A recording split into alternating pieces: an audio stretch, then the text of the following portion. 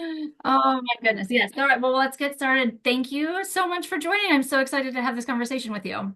Me too. I'm so excited to be here. Thank you. Yes, yes, yes, yes. So, I kind of want to just jump right in because when I have somebody on who I haven't really known before, or certainly didn't know who I was before, I like to let our listener to know like what was it that I thought, hey, this person needs to come on. And for me, it was your libido equation. hmm I just like let's just jump right in. Where did that come from? Yeah, so I'm a mom of two toddlers. They're both 3 and under. So Mm. life was a little bit crazy for a while. And I think that there's just like this huge misconception that like your relationship doesn't change after you have kids or your Right. marriage, I suppose. And one thing that I was seeing all over the internet before I like actually started this influencer journey was just like, oh my God, I'm so much more in love with my husband now that I've become a mom. And, this narrative that like that's how it should be for everybody. Mhm. But when you're just like under a lot of stress and you're touched out and you're constantly taking care of little people instead of yourself, that's not always the case. And there actually is a large percentages of marriages that are, a large percent of marriages that are struggling a little bit to adjust to this new type of life. Mhm. And so I did not think this libido thing was going to blow up. I honestly just did it as a joke. I mean, it's very real, right? Moms do lose their libido Mhm. um, when we're in the thick of it. And yeah, I just kind of made up this fake equation and it popped off, and there was a lot of mad men in the comments. So It's so I've been thinking about this course ahead of our recording today of like how I don't want to get into toxic masculinity. Not I don't not want to. I just want to make the whole episode about toxic masculinity. I don't want it to be a she warrior man bashing episode because there are so many people out there. Zach is the person who I saw your hit. He did a stitch of yours because he's, yeah. Mr. Math Man was like, she is correct. And also let's add some more to that to really drive the point home. And so it is really so interesting to me, these old and antiquated, but based in, external expectations of of why men get so mad when we try to hold them accountable or to suggest something different of, hey, 1 plus 1 doesn't always equal 2. Right. Yeah, this was mostly just supposed to be showcasing that there's, I think that for men, sex is very simple. And I think it's like one of their top three desires, truthfully. At least I think for most men, and for women, it's a lot more complicated, and it gets a lot more complicated when you have children, in my Yes. opinion. Yes. There's a lot of factors that go into it, and there's yeah, this, and I'm not like some raging feminist where I'm like boo men, but I mean the men in the comments were definitely like, I am man, Yeah. I get sex, and it's just Yeah. like that's just not how it is. Right. And of course, I should be clear, but I think anybody who's listened to the show before, you know where I come from. I'm sure we've got some new people that you'll bring along who haven't maybe met me, but we're of course talking about like in a heteronormative woman birthing person. Like Yes. we hold space for all of these. We know there are stay-at-home dads, there are stay-at-home parents, there are birthing people of all, and so on. So we hold space for all of that. And if that is your experience, sound off in the comments like, hey, I'm a non-birthing heterosexual man and I get touched out too much. Or what? Like, yes, we hold space for Yeah. everybody. Hold, hold, hold. And this is what we're talking about. So I just wanted to jump in and say that. But it was so interesting. There was one of your comments was like, um, well, then obviously, multiply that by something, and that's what that means your husband's going to cheat on you. And it's like, well, that's a really interesting conversation to have individually with your couples therapist of if you feel like I can't meet you sexually right now in this season of life based on these things that I'm expressing, that either you are can't, shan't, won't take off my plate or can't hold space for. Like, does that mean that we're just allowed to go and cheat that? Like, Yeah, no, and you know what is so funny about all the comments? There were so thousands and thousands of comments about mm, people, mostly men, telling me that I'm going to be cheated on or that I'm going to be a single mother or, right. whatever. And it's like, at the end of the day, do you think that I posted this reel, like this equation, with never having a prior conversation with my husband? Like, do you think that he's not aware of exactly what I need? Like, you Yes. think that this is the first time he's ever heard Yeah, oh, for this? sure, obviously. He's never heard of such a thing because you've never had to think about it before and put in the amount of time that, right? Like, but I do think that's the thing about social media is, gosh, I just wish there are so many times I wish people could just like, hey, that's not for me. I'm going to scroll past. Hey, that Yes. doesn't make sense to me. I'm going to scroll past. I think a lot of the issue that I see in the comments on your post and on so many of Zach's posts as well, um, is that we've touched a nerve. Mm-hmm. We've given you some insight into perhaps an issue of your own. And rather than think, oh my gosh, is that what my partner's going through? Or have I not been picking up on that? Or am I too binary and I want sex, I get sex of it all? And instead of taking that moment and, hey, talking about that with your therapist, or even consider, I mean, I think everyone should get a therapist, but neither here nor there. Me too. Yeah, I mean, I'm biased, obviously, and don't get me started on my soapbox about insurance and all of that. But generally speaking, I could benefit. And I think that's it, is that so many people just feel defensive immediately. And then instead of looking within, they need to tell you why you're wrong. The internet is all just projection, you know? Yes. Yeah. And So, it's so wild. But I love it because it's great for every, unfortunately, the math on this one, gosh, we're talking about math, I'll tell you. The math on this one, I think, is outweighed the people who are willing to comment, the people who are willing to say these horrible things or ridiculous in whatever ways. For every X number, for every 10 of those, you've got one guy, one person who's like, whoa, what's touched out? Like, mm-hmm, like I don't know what does that mean? And like, mm-hmm. oh my gosh, I need to go talk to my spouse. I need to talk to my partner. And so that is why we post so many of these things. I mean, some of it's just, it was also hilarious. Like it just was for me, I was like, girl, go ahead, go ahead. Yeah. Um, Not everything has to be educational, but I think as much as we're not getting those people who are like, yes, thank you, I hadn't thought about that or I hadn't heard of XYZ, you just unfortunately have a lot more people out there who feel willing to say the less kind things. Yes. But then we also, we had the comments that were like, sending this to my husband immediately. And so, like, this type of like humor, it's real though. And it does, I feel like, open communication doors.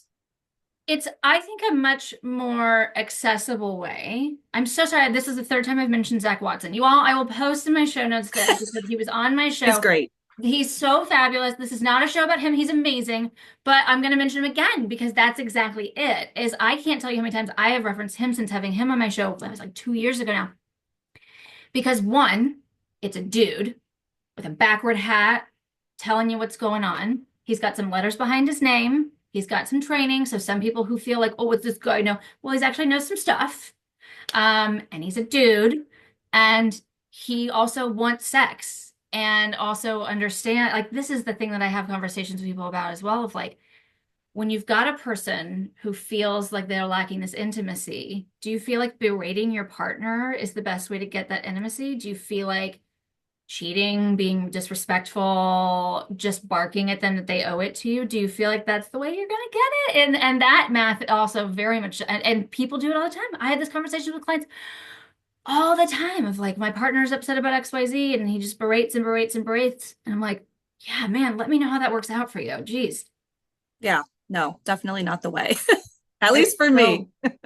so it's not for me. And kinks and role play and we're sex positive here, but generally speaking, if it's about that connection and feeling the empathy and feeling seen and the mental load, which is what Zach talks about a lot, is the mental load, the invisible mental load and the tickering of um yes, you mowed the lawn, but and it's not about stat keeping. It's not about like, well, you mowed the lawn and that's worth 3 points, but I booked the pediatrician appointment and that's worth 5 points. Like that I think that way certainly lies madness. And when one of my field instructors, one of my favorite therapists of all time, said, when we keep score, everyone loses. Yes. It's very important that as much as we're making the math jokes of like there is no one actual equation and everybody's is everything different. And some people came into pregnancy with a higher libido and some people left it, did it. We could go on and on and on. Every one of these variables is so different and very individualized, but that comes back to on the same thing of, are we having these conversations? Are we asking? Are we listening to our partner? expressing these concerns and then trying to find meaningful ways of changing that Mhm. versus you owe me sex because we're married or whatever the situation is. Yeah. And I think that, the kids really come into the equation as well. Like you have to have open conversations about the fact that life is different now, right? Yeah. So you can't Well, just, it's tough for so many reasons. For so, and this, I want to be so clear too. This also goes with people who adopted. So neither one of you had a baby in your uterus, that's fine. But touched out is still a thing, and yes, exhaustion is still a thing, and contact, all of these things, they apply to everybody. So no one here is not involved in this. And men can be touched out too. And dad, like that. yes, Even just then I got myself riled up and I don't go by dad of all of that or and it's nice like even to go back to that my spouse at one point luckily it's been a little while ago that he realized he was like they say your name so much and I was like yes you can yeah, they understand do. right and it like and it's beautiful and what privilege and of course we talk about all the things that go with the privilege of being it is a great honor to be called mama by somebody and that also those two things can exist in the same space of Yes. I love you more than my own life. And also, could you please get away from me for like 5 solid minutes?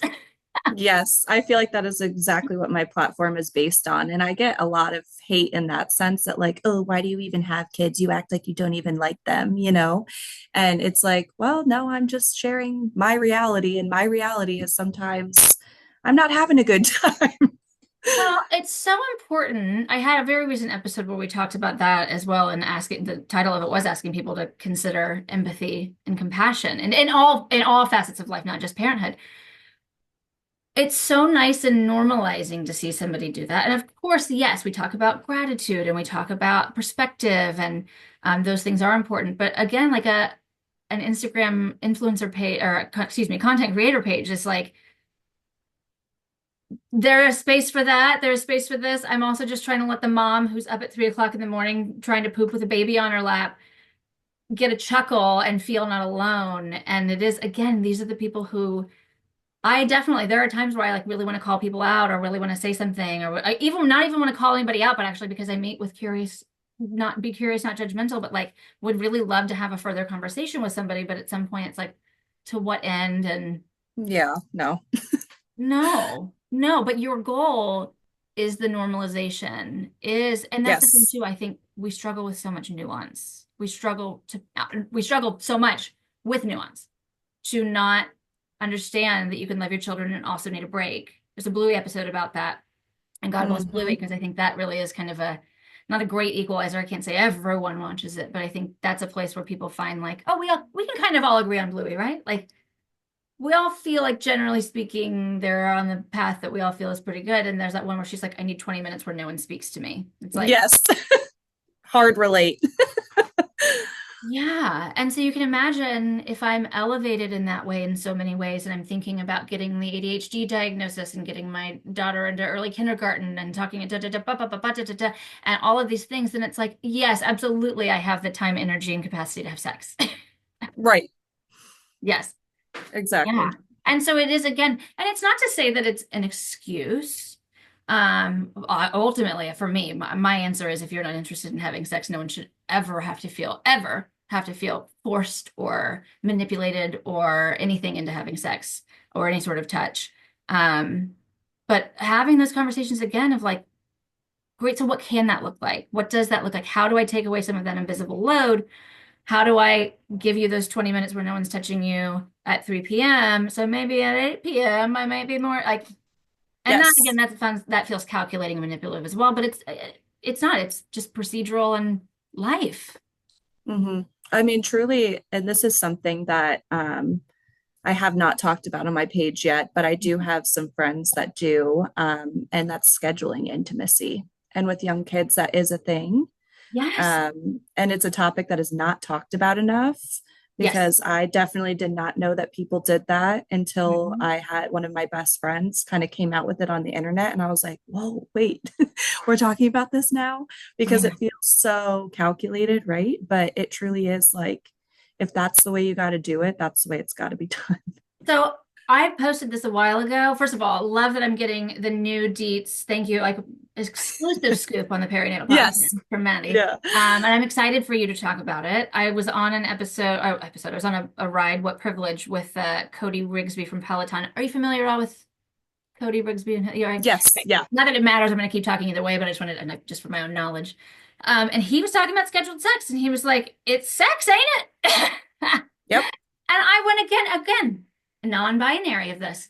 Many things can be true at once. It's sex, ain't it? Yes or no, zero or one. Am I getting sex? One, go team. But like, hold space for that. Acknowledge, gosh, it sucks. Remember when we were like 27 and like we just couldn't even hardly get home, or we were like sneaking in the bathroom at the club, or blah, blah, blah, Yes. whatever. And like, hold space for that. Allow yourself to feel the loss of that. Acknowledge that it's something that you still want. What are you doing toward that end? What are you taking off my plate so I feel like I have the energy to go to a club, to, and so on and so forth? How are we together holding that space together? And then again, I do think a lot of things beget that thing. So like if you're scheduling the sex and you're remembering how good it is, because right now it feels like that's just one more thing I have to do, but it's like, oh, hey, we're pretty good at that. Okay, Hmm. well, I'll see you again next Tuesday. Like, Yep. oh, I shouldn't have done that. I just accidentally. Anyway, moving on.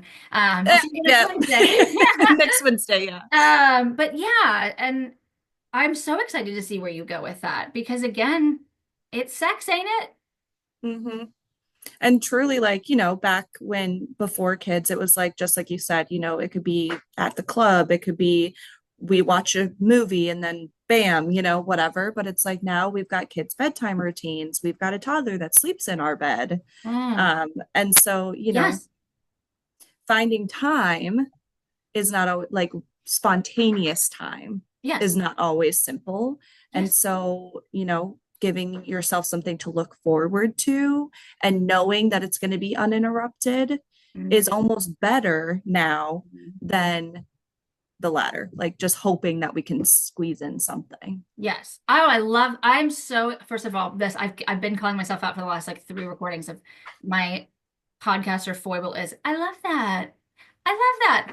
I love that. Anyway, but I'm really excited for you to unpack that and explore that and see what the productive, curious conversations are, not the ones who are just like, if I can't have sex when I want them, okay, bye. No, bye. Yeah. Unfollow me. Go away. Um, Yes.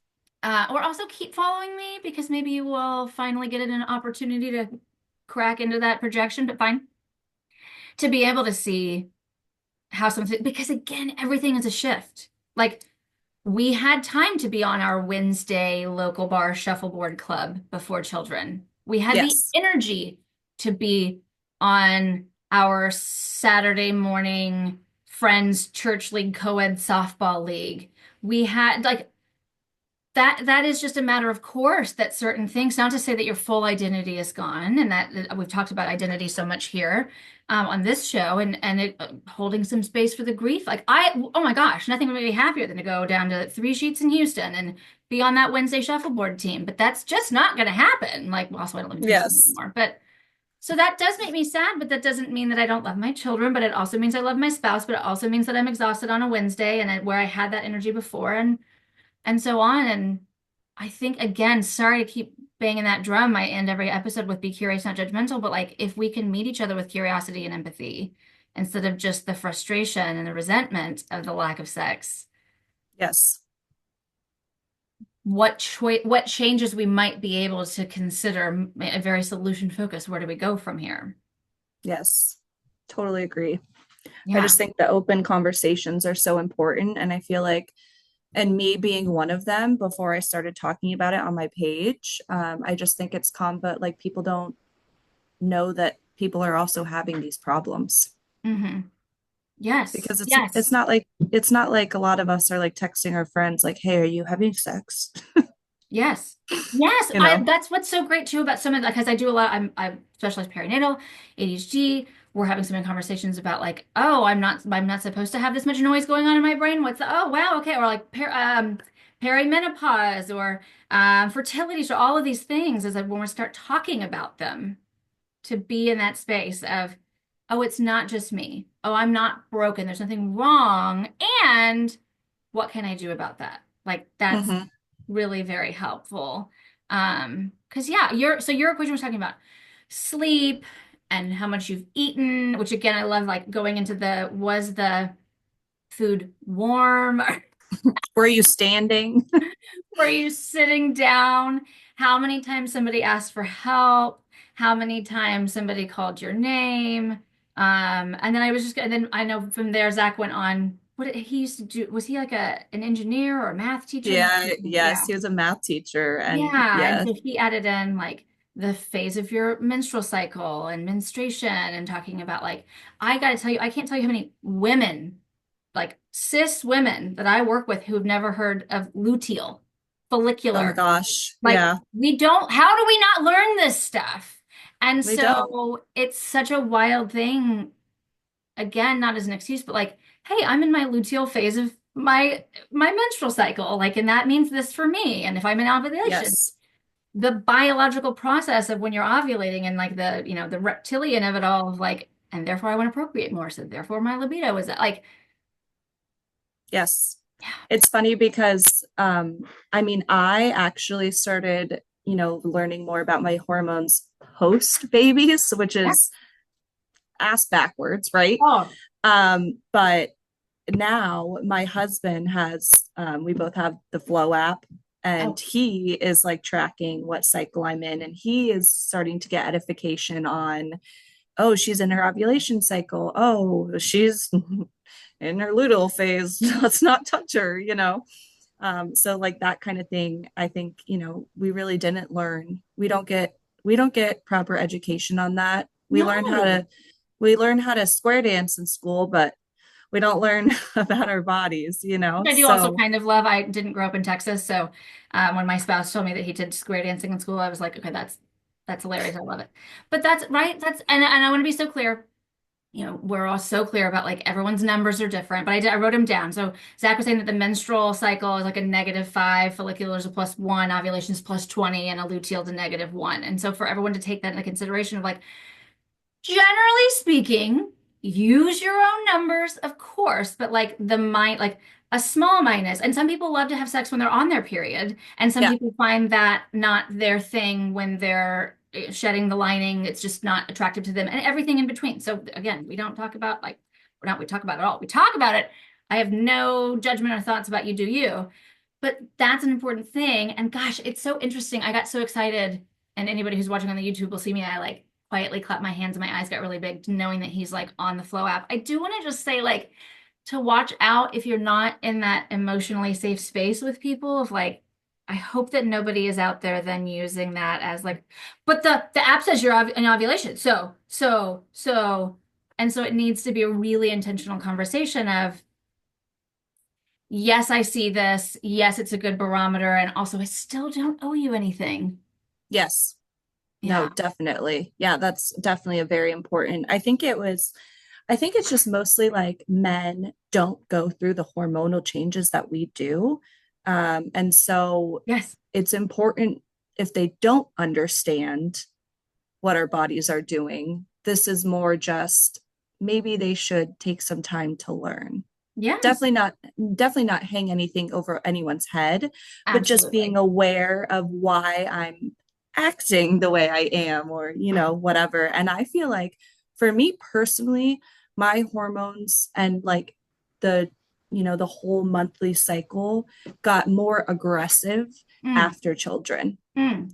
So I like could tell what stage I'm in without even tracking anything, Yes. and Yes. before children, I feel like I wasn't really that in tune with it. And so now it's like important that I mean, he's my partner. So I think it's Yes. important that he also knows.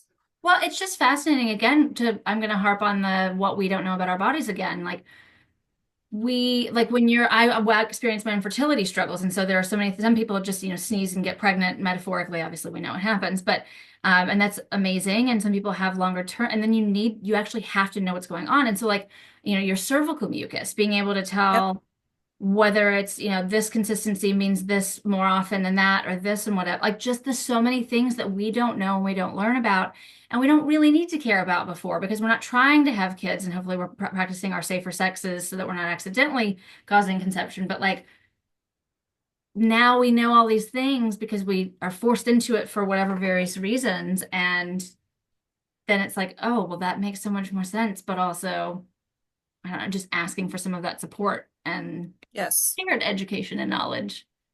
Yes, definitely. It's important. Yeah. Oh my goodness gracious. Well, that's really interesting. Did you get any feedback from it that was like that something that kind of stood out in a positive or negative, but like um I know you got a lot of like sending this to my husband or sending this to my partner. Anything else that kind of stood out for you from the feedback from the post that you got? I mean, it was really just either people found it really hilarious or people were really pissed off about it, Yes. or I feel like it did open some combos for some people. So that's all I can really ask for. All I Yes. do is post some relatable jokes on the internet, and for what happens from there is on everybody else. So, Yes. Well, speaking of jokes on the internet, I was curious about kind of your background. Like, do you have a theater background or have you been in improv before? Like, what was it that got you inspired to create Maddie um, the Mama? Like, where does the yeah, comedy come from? I actually, it's funny because I get this question a lot. This was completely accidental. I started creating content I was like very miserable at my corporate job, and I Mm-hmm. started creating content just like when I was at the very end of my second pregnancy, mostly because I just saw so many accounts that were like, motherhood is awesome, and here's my awesome life, and here's everything awesome, and I had struggled horribly with PPD with my son, never asked for help. Um, and I didn't even bond with him until he was almost 8 months old. Hmm. And I just wasn't seeing that on the internet. Yeah. And so towards the end of my second pregnancy, I just said, I'm going to create content. I don't remember why. I don't remember who I was watching. I don't remember how I got into it. Yeah. And I just started making like super relatable, humorous mom posts. And my page really took off in the postpartum era, Hmm. because I talked a lot about I was struggling with PPD again, but this time I was like, I'm going to have open combos about it. I'm going to get help. And if this is the way you're feeling, you're not alone. One thing that I did is I had a series on Instagram stories where every time I was awake with my baby, I would post my nightlight so that other moms, if they were up feeding their babies or something, could be like, hi, I'm Yes. awake too. And people really, really love that. Of course, I'm out of that phase now, so it's not exactly relevant anymore, but it was something that I know a lot of moms like appreciated. So it Yeah. really just came down to I accidentally blew up, and I was kind of doing this more for myself. Hmm. And now here we are 2 years later, and I'm still doing it. So, Yeah. It's so true that I love this idea too. Sorry, there it again. I love the I'm up, you're up, we're up vibe of it all. I had a friend who had twins almost about a month and a half before I did. And even the day that I went into labor, I texted her. It was just after midnight. And I was like, so do we think this is like really bad gas pain? Or do you think I'm in labor? And she was like, yes, I'm up. Hi, hi, hi. I'm like, hey, Meredith.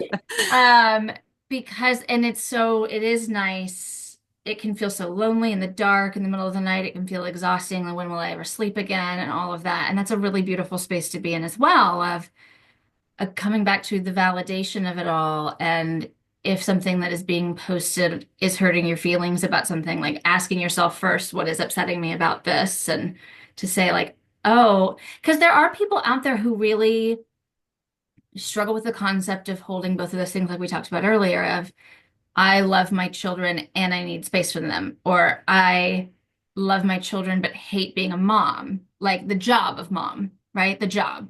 And pieces of the job of mom, of course, but not all. Like, and to be able to have some of those things articulated, especially in a funny way, but whether or not, if it's straightforward as well, is so like, what's a luteal phase? Or, oh my gosh, mhm. me too. Or, oh, hey, Maddie's up, it's 3 o'clock in the morning, and me too. We're, you know, exhausted sisters together. And Yes. that space No, that it's can be definitely, created.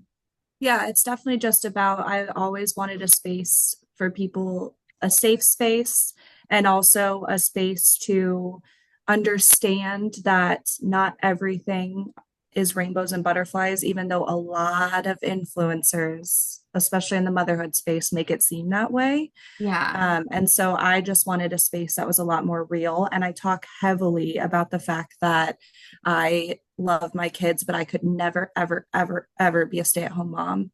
Um, Yes. I have to be working. I own my own business right now. Like staying home 24 hours a day with my kids, I would be, I don't even know if I'd be on this planet anymore. It's And I so think that's true. a lot of women do relate to that. And, I have so much respect for stay-at-home moms. I know that some stay-at-home moms like that is their dream and they love like Mhm. they love it, even if they Mhm. have hard days. And I'm Right. just like, even weekends for me are long. No Mhm. offense to my kids. So Most definitely, though, right? Like how we are allowing ourselves to be in that space of, for everyone who's heard my show before has heard me say, like, I had to be, and I say the word had to intentionally, like, we moved from Houston to Kansas City on St. Patrick's Day of 2020, and we knew nobody. And so we were going up there to this new place, and we had a school for my 8-month-old, but we didn't know them, and they ended up being so unbelievably lovely. But like, we didn't know them, and I'm like, I'm not going to take my baby, my 8-month-old, in the beginning of a pandemic when we don't know things. So I stayed home for 4 months, and I have to tell you, I love my son so much, but like, and I do cherish some of those times, and I am grateful for the to be able to say that I was a stay-at-home parent for even that short amount of time. But yeah, it was so much, and there had to be a number of really intentional conversations with my spouse of like, okay, from 8 to 5, I'm stay-at-home mom, but from 5 to 8, it's not my job to decide what's for dinner every night. It's not my job to get up with him every night. It's not my job to change every diaper, choose all the clothes. Like, I need you to be a co-parent because while you are out, well, he wasn't out, he was working from home, but while you are doing a job, air quotes, outside of the house that pays you, what do you think stay-home parents are doing all day? It's work. right. Mm-hmm. Yeah. And so it's hard when I hear sometimes people feel that binary space of, I have to be 100% grateful for this Yeah. situation and that's it. I'm happy. And it's great. It's wonderful. And then to the fake social media of it all, like social media is one glimpse into people's lives. And of course, if you're trying to sell a $500 maxi dress to fellow mothers, you're not going to be like, let me talk. Well, some people do, and I love that, but like they're flowy in the garden and relaxed, and the children are giggling, and because that sells stuff, and we all gotta pay Yes. for stuff, and life is hard with money. So I get it, but also like it's hard for those of us out there who are like, why does my motherhood journey not look like that? Mm-hmm. I definitely, yeah, I think that not even just talking about motherhood being hard in general, but one thing that's not talked enough about that I talk about heavily on my page is like PPD, Mm, um, and that type of journey because that's a whole new level of struggle bus, right? right. So Postpartum I just, depression. yeah, there's just like not a lot of like, I think that with my son, I didn't even know that I had it because I wasn't seeing creators talk about it. I wasn't seeing anyone on the internet being like, hey, do you not bond with your baby? You might need medication, and a lot of it is like baby blues and like, just like I just feel like there's a very lack of education on mental health lack of education on mental health in general. I was gonna say, go But ahead, go ahead. yeah, but especially for postpartum women, there's just, I think that a lot of us feel like we have to struggle in silence because of this narrative that we need to pretend that everything is awesome and life is beautiful. And you know, I have this baby and, I can't complain. And it's like, well, that your brain says otherwise. So, Well, it is tough because there's so much loss, there's so much fertility, on and on and on and on, the things that go on, and so it can be so easy for us to say, well, at least, and the words "at least," I like that makes me want to rip my eyelashes out so much. Like, well, at least you have a baby, and it's like, yeah. Yes, and there is something to be said for perspective, and it can be helpful to root yourself right back into the earth of like, okay, I have the ability to XYZ. I have a partner who or a parent who lives by and can give me this or whatever that looks like. The ability to pay somebody to come in and help, whatever that looks like. Yes. And also there's something that pendulum swings into forced positivity of like, and therefore I'm never allowed to think anything but smiles and cupcakes. Right. Yeah. Yeah. And I think that women or, who are going through postpartum who are suffering from PPD or, whatever it may be, optimism is really hard. So Yeah. even sitting down to be like, oh, I'm so grateful that I have this baby, like at a certain point your brain won't even let you do that. you Yes. know Well, I think so the problem is that so many people don't really believe in depression or postpartum depression in all various levels of whether they actually just genuinely don't believe in it or to whatever extent. And to be able to say, like, nope, it's a real thing and it's not, you're not lazy. hmm Sometimes you just can't. hmm And that's when we need to figure out more. But that's the problem too. We get one 6 week follow-up appointment in the yeah, United I make a States. lot of jokes about that one. Yes. I was gonna say, oh, I was coming right around to, and go ahead. Yeah, no, I make a lot of jokes about that one. I basically did a skit the other day that blew up on TikTok that was like, here's my impression of your 6 week postpartum appointment. Hey, how you doing? Okay, on a scale of 1 to 10, how much would you like to die? I give them an 8 and they're like, oh, not bad. Go ahead, go home, have sex. Yep. And that's basically how it is. They give you a tiny questionnaire, and then, 6 weeks, you are not healed mentally, physically, anything. Our postpartum, I mean, I could go on and kind of like you and some of your, topics, but postpartum care in the United States is something I could talk about forever. Yeah, and I think this is the same thing I talk about with like neurodivergence of just because we are in a system that is created this way doesn't mean that we're wrong for not fitting into it.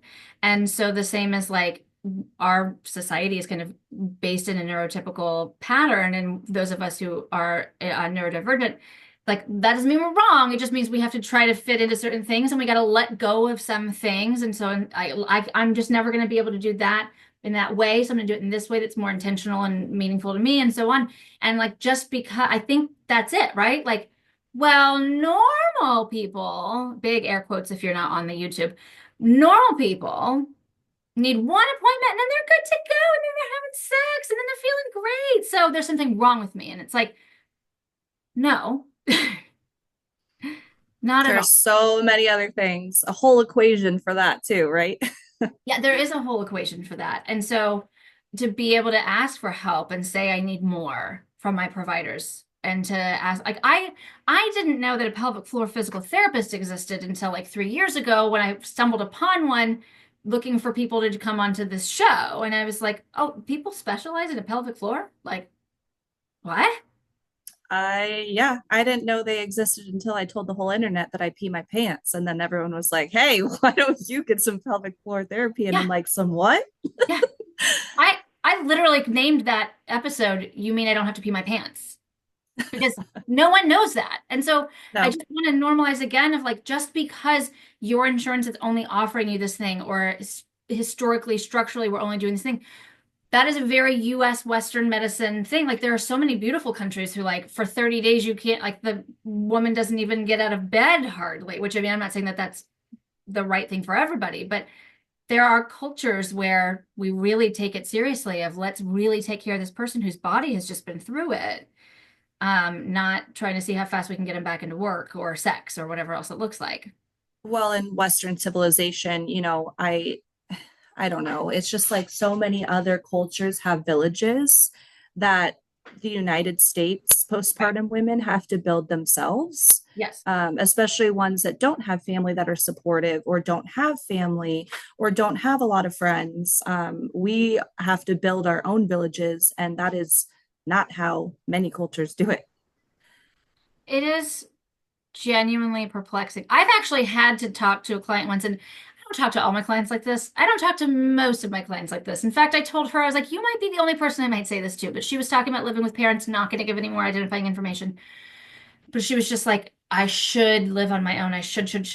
And again, more context would help clarify the story, but I'm not giving it because privacy is important to me. And I looked at her, I was like, stop being a dumb white bitch. If you need to live with your parents for a little while, go live with your parents. People live intergenerationally all the time. All the time. And we have decided that it is wrong and that it is some sense of lazy, entitled, not having achieved enough, whatever BS of it all. And it's like, no, that is not the case. And again, I hold space for if you don't physically have any family, if you have interpersonal conflict with your family, so on and so forth. But otherwise speaking, there's no reason why we can't depend on people. But that goes to the other side of it too, of like, it takes a village. What village? Hmm. I'm willing to ask for help.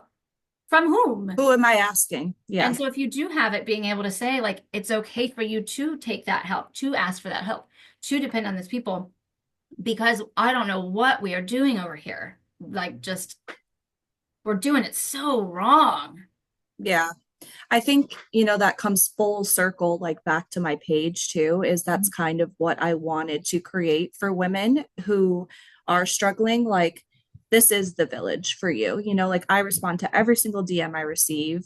I have people like, I feel like my followers, I feel like I know them. I feel like they know me. Like they'll send me memes that are relevant to me. And I'm like, how do you know me? You don't know me, right? Yes, right? And it's like, okay, yes, I understand I'm not the village in the sense that I can come give you a nap or bring you food, but I Yeah. am the village in the sense of feeling like you have somebody on your side, feeling like you're not alone, Hmm. feeling like you have somebody to vent to, which sometimes is the most important part.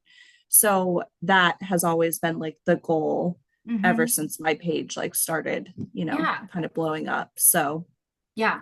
And being able to think about some of these things and taking the mystery out of things, or like I said, coming back to the beginning of the episode where you were talking about starting to consider how to approach talking about scheduled sex and what that looks like, and how to hold all of those different things where it's like, oh, I could never schedule sex. Oh my gosh, that's so unsexy. But it's like I have that chat a lot with people about like the roommate conversation. We have a very yes. Disney and they all lived happily ever after vibe. Like they fought the witch or the this or that, whatever, to be able to get together. Then they got together and everything was great afterward. And it's like, that's not really how it works. Like, who's going to empty the dishwasher? Mm-hmm. And that's not a sexy conversation. But if you're having it, you're building less resentment because the dishwasher's emptied, and therefore you're likely to have more empathy and joy in your relationships versus, oh, I'm always the one doing the dishwasher, and why does he put his stuff in the sink, and why can't he put his laundry in the washing machine? It's right there. Like, Yes. okay, And because we yeah, had this the conversation and set expectations, and now I'm not walking around angry like that. yeah, no, the roommate phase is something I talk about heavily on my page as well. And I think when I first started discussing it, my husband was a little bit like, why are you airing our dirty laundry? Yeah. Because it is a taboo topic. Hmm. But now I think he realizes like the messages that I get from people and normalizing the fact that this is a stage of life for a lot of us Yeah. um, is important to be talking about, especially because, you know, how can you figure out how to solve it if you're not talking about it at all? How can you figure out how to solve it if you're not talking about it at all? Title of it, maybe? Like that really is, I mean, it really is such a thing. And we just, that's not sexy. We should just be able to figure this out. So shouldn't. And it's like that is where so many of our pitfalls lie. Of we should just be able to figure that. And again, I hold space. It is so hard to be a public face and figuring out like how much of this do I want to share because I think it will Hmm. help. But and God bless my husband Austin, he listens to every episode. Hi, honey, and like he'll be like the things, these external messages of we feel like we have to be in a relationship in this way because it's what we've been told that we have to do. Like we have a sleep divorce, and I love it. I am the lightest sleeper perhaps in the history of mankind, minus a diagnosis. So I'm not coming for people with diagnoses out there, and he snores and I call him a gymnast. He is Simone Biles up in that bed, flipping around, twisting all night long and I'm awake. And so for me, I'm like, here's the thing. I appreciate that you want to have like the emotional idea of going to bed together. And first of all, we switched to having separate bed clothes very early on in our relationship. So we have two sheets. He has a sheet and I have a sheet because he was flipping around and taking the sheets off and waking me up. And so that was a thing that was helpful there. Man, I remember even that this one woman was like, "Oh my gosh, I'm so worried for your relationship." And I was like, I sleep better. Why? Why? Because you want me to Hmm. fit into this mold of a thing that is supposed to be the thing that is the barometer of love and a relationship. And then now that we have what privilege, like we've got this guest room that's also my office. And I said, I was like, I would really love to just like get some good sleep because what's better? Us going to bed at night and me wanting to rip your eyeballs out at 3 o'clock in the morning because I'm exhausted and waking up angry at you, or us sleeping separately but me feeling more rested and relaxed because I had my own space. I feel like the answer there is so obvious, but people get so upset about the Cinderella of it all, of, well, They therefore do. I don't love him. Yes. And I totally relate to this because our son currently sleeps in our bed. And so this, and I'm a light sleeper. So the sleep for Mm, me is like almost non-existent. So I pretty much make my husband sleep in the guest room every single night. So, I have and no you know notes. what? I just want, I just want 8 hours of sleep and then I'll be a lot nicer the next day. Again, it's all of these things that go into bringing it back to math of like the equation of how well did I sleep last night? And how willing are you to put my need, I don't want to say above yours because I don't want to say like that's the barometer of a relationship either, is willingness to sacrifice for somebody else. But like for us, we had this conversation intentionally. Emotionally for him is important that he shares a bed with his spouse, holding all the space for that. I hate you in the morning. Which one of those things is more important for you? And of course, again, Right. like, and holding a space that's not a zero and a one. Oh, so this is the one, so that's a full zero. That sucks. And I'm sure he probably doesn't love because, oh, that means your woman doesn't love you, whatever the comments that we'll get from this. But it's not true. I like him more as a human when I'm allowed to Hmm. sleep because he has been willing to let me have this space.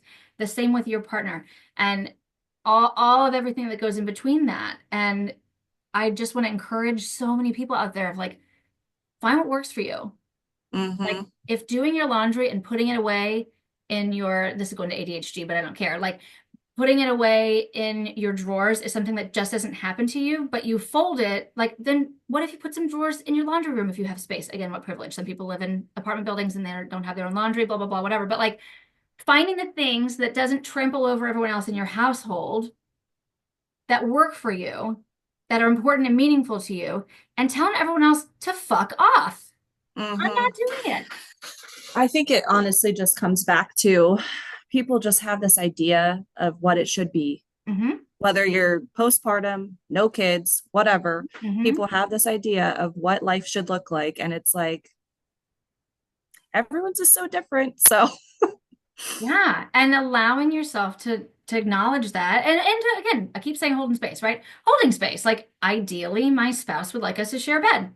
Sure.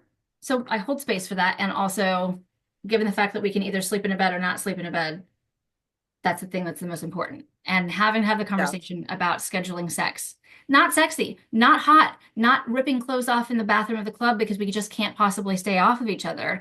Like, yeah, I miss those days, but I'm also almost Mhm. 40 and I got kids and I'm exhausted and I'm a small business owner and blah, blah, like, da, da, da, da, da. Like, yeah, Yeah. You life's, just have to I don't find feel like we give ourselves enough credit that life is hard. it is so hard. Yeah, very, Yeah. very much so. And then throw two toddlers that need something at all times.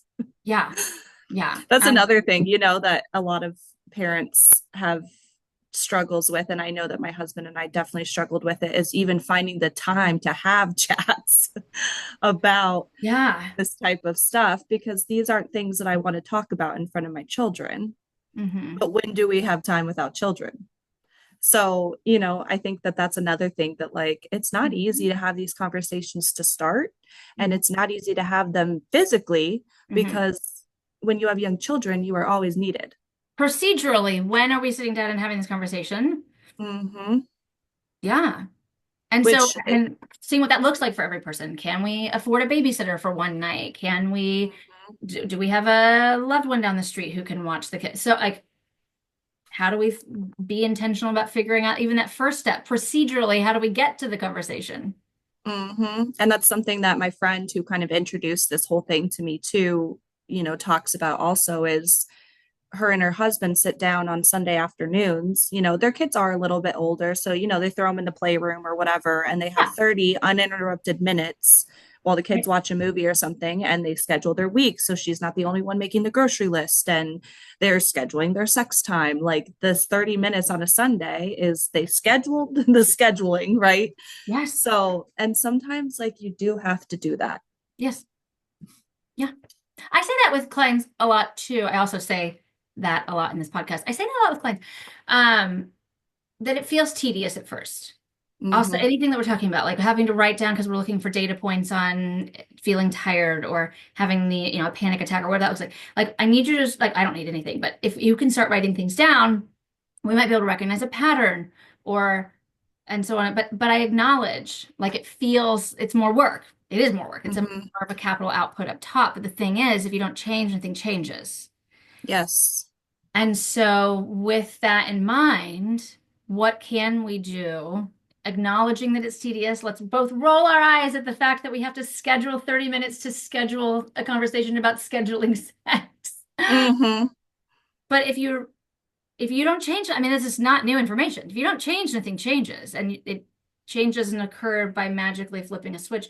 It is more work. But if you put that work out in the outset, then you can hopefully get in these new patterns and structures of communication and vulnerability and expressing what a follicular, like Mm-hmm. those are all things that can, with some more output up top, get you to a space where hopefully they do start to feel more obvious or natural or patterned or habited. I think too, something that we fall into, and I'm definitely guilty, especially with my first child, is that ignoring the problems Mm, is so much easier for my mental load, especially yeah. because I don't want to fight with you. I don't want Yes. to have Yes. disagreements about things. I'm already tired, and so I totally acknowledge that ignoring problems in the short run is the easier method. Yes. But that you will reap reward for taking time to do the work. Yes. I mean, you, what is it? You reap what you sow. So like Mm-hmm. if what you are planting is ignoring, Yeah. that's what And you're going to and get. truly post kids, you can't be ignoring things. You really like if you're gonna make this work, you have got to talk about stuff. And acknowledging it's going to be uncomfortable to talk about stuff. If you're Yes. looking for change and asking people to make changes, I always say solution focused, right? Not here's why you suck and I hate you, but here's where I'd like to be. What can we do to get there? Mm-hmm. I want to have sex with you more, or I want to have sex with you more, right? Mm-hmm. So how do we get there? And that might not be everyone's case. If you're listening, you're like, I don't want to have anything. So, okay, I'm meeting you there too.